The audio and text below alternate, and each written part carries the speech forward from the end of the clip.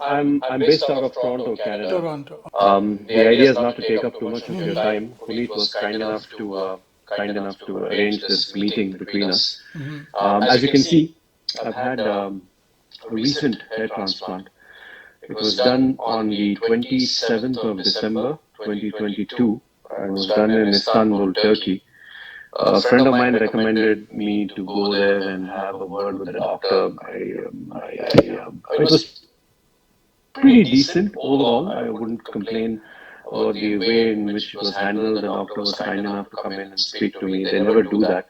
But because I knew this guy and he allowed me to go in, and he came in and he did the anesthesia and all of that, right? So I was given 3,800 grafts on the frontal area, as you can see, right? The crown area, unfortunately, they said they ran out of grafts, so they couldn't really fulfill all of it. They couldn't fill in all of the spaces. And before I continue, health-wise, everything is perfect. I'm in perfect health. No allergies. I don't smoke. I don't drink. So I'm 43 years old. So my blood work was absolutely top-notch. I had it done before I went there. Obviously, they do their own version of the blood work. Long story short, what happened was when they did the entire graft, this is where I was missing the hair, right? There was a tiny little island in the middle, which was my own hair, which really didn't need to be grafted, but what they did was, obviously they harvested it from the back. It was an FUE, sapphire crystals, incisions, and they traced the hairline pretty well. That's because they actually wanted to go much lower. I said no, that will look ridiculous. So let's just trace it as per what it was once upon a time, Haryali ke din. So they just traced it exactly that. And he also wanted to move it forward on the temporal area, right? I said no, just leave it where that is, right? So in spite of that, they said they fell short. And how many grafts were placed? And the grafts were placed only in the front, not at the back? Only in the front, also on the crown, but very, very few. So that means they have not put, it's not grafts that you are talking about, it's follicles you're talking about, 3,800, not per graft. Follicles. Yeah. So follicles are hair, individual hairs. If there were 3,800 grafts, it would be much more. Yeah. Yes. So that was the story, and now I find that most of these hairs, the hairs themselves are falling out. But I went to most of your YouTube channels, and I have to say they're very, very well, done. Thank your you. YouTube channel is something that I haven't seen, and I follow another guy on the internet. His name is Gary Linkov. He's a famous hair transplant guy in New York City, and your head's and shoulders above him. So I wanted to compliment you on that. But when I looked into your videos, and you had said that these hair follicles do fall out. The hair does fall out, and that's for a brief period, and then it kicks back up again. Is that right? Yeah, of course. This is called the shedding phase. Okay, so I have nothing to be concerned about, because I actually picked up one of those hair follicles that fell in the sink, and it had a little bulb at the end. Yeah. So that's what kind of concerned me, because I'm sure the bulb is in the follicle. Yeah. So the bulb is not the root.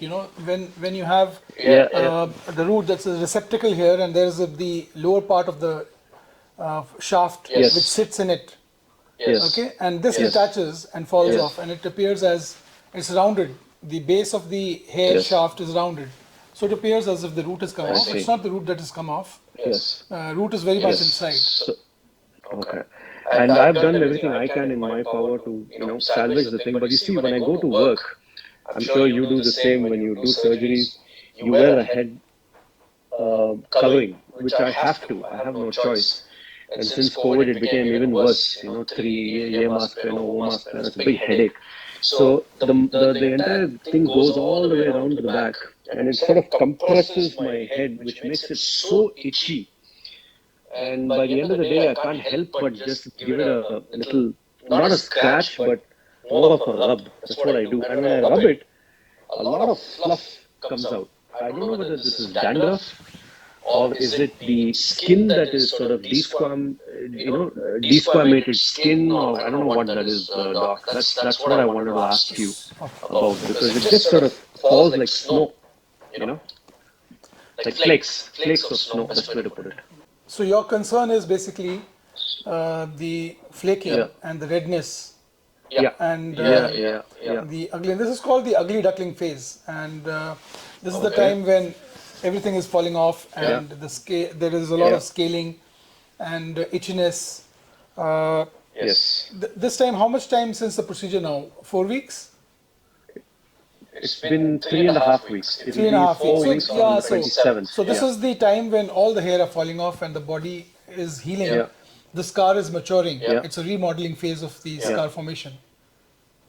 Okay. You know, so this is I have nothing to be this is the concerned time about. it'll itch a lot, and see, it's a sweet itch. It's not like an itchy itch. It's a sweet itch. Even if you put pressure on that area, it'll subside. Okay, and Do I continue wearing my hair you should wear your surgical cap. There is no problem at all. You can wear your baseball cap when outdoors. In the sun, you shouldn't go out without a cap for 3 weeks after the procedure. Do not do swimming, no contact sports till 6 weeks. And apply some soothing lotion like aloe vera lotion on the scalp. It'll give you a lot of benefit. But if the itching is intense and it keeps you away from sleeping, especially, so you can take Allegra once a day. Fair enough. And just going back to 2 more points about finasteride. I know you have a hour-long thing about finasteride, but I mean, just in a nutshell, I took it 2 years ago. That's when I started noticing the hair fall. I stopped because I got married, and we wanted to, start a family and all of that. And I don't know how it all ties into the fertility issue, because it was a very, very tiny dose. It was like 1 milligram a day. I halved it to 0.5 a day, but then I haven't taken any for the last 18 months. Best estimate for you. And now I was told by, even your YouTube channel, everybody says, look, you have to take some version of it to at least for 6 months, to make sure that you maintain the density as well as the thickness of the hair follicles. Is that right? Exactly. Exactly. So does it affect fertility in any way? How old are in your you? opinion? 43. 43. Yeah. So, and how rapid was the progression of your baldness? Was it very rapid or was it stable? I can actually give you an exact timeline, because right pre-COVID 2017, I can show you my pictures. It was relatively full. I mean, by the end of 2018, this started receding here in the frontoparietal area. And that's when it went all downhill from there. So it was about 16 months from the first time I started noticing, 16 to 18 months. So it seems to be a little rapid, progressive. So you will need to take 6 months finasteride in full dosage, that is 1 milligram a day. And after that, you can taper it down in consultation with your doctor.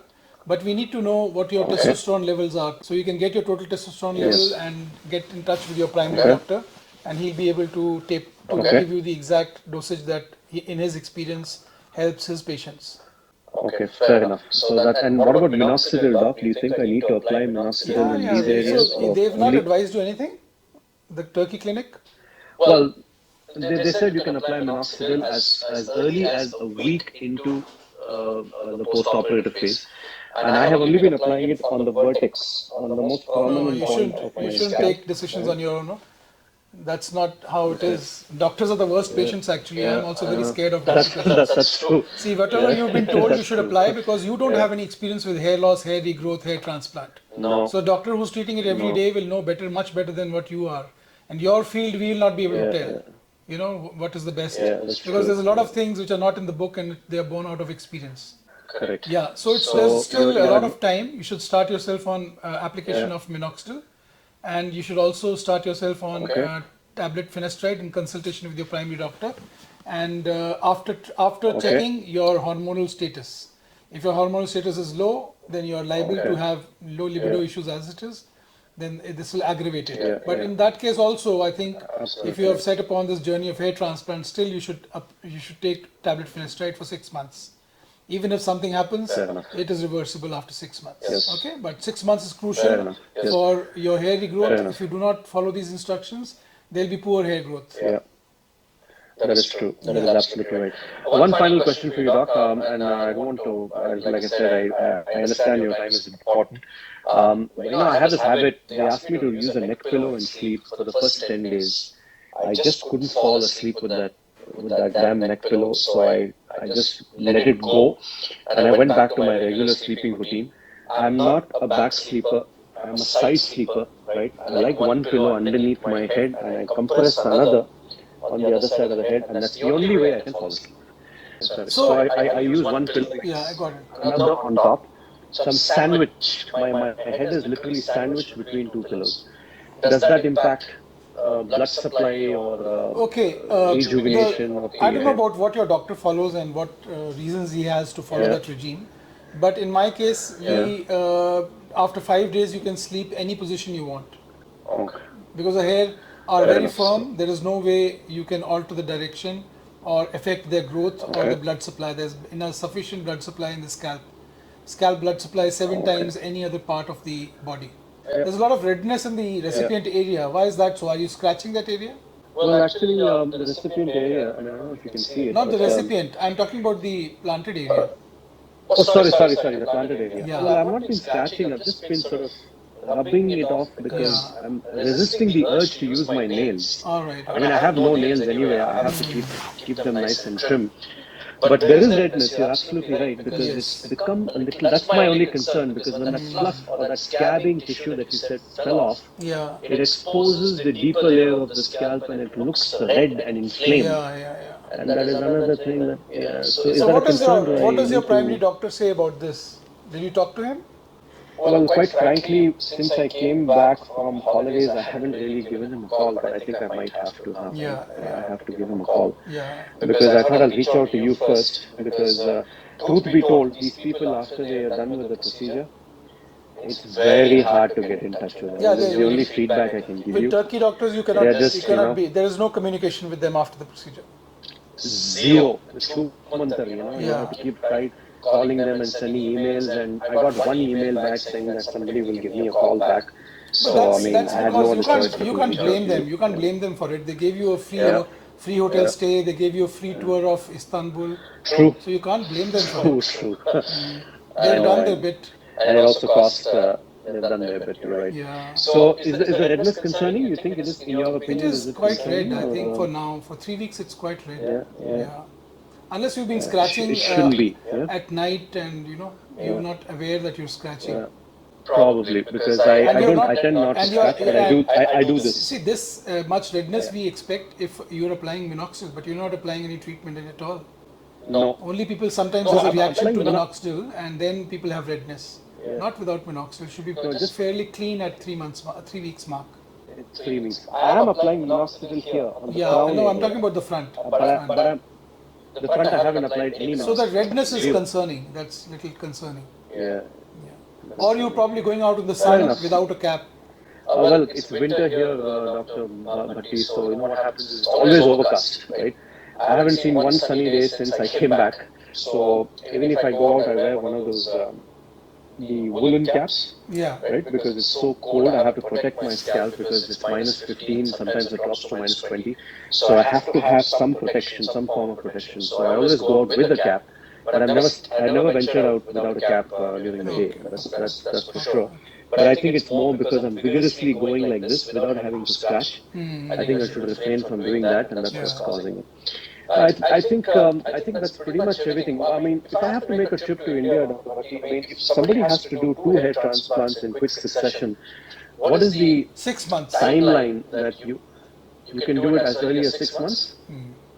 Because by 6 So months, if I firstly, the scars would have healed. Because before 6 months, we cannot harvest from the same area.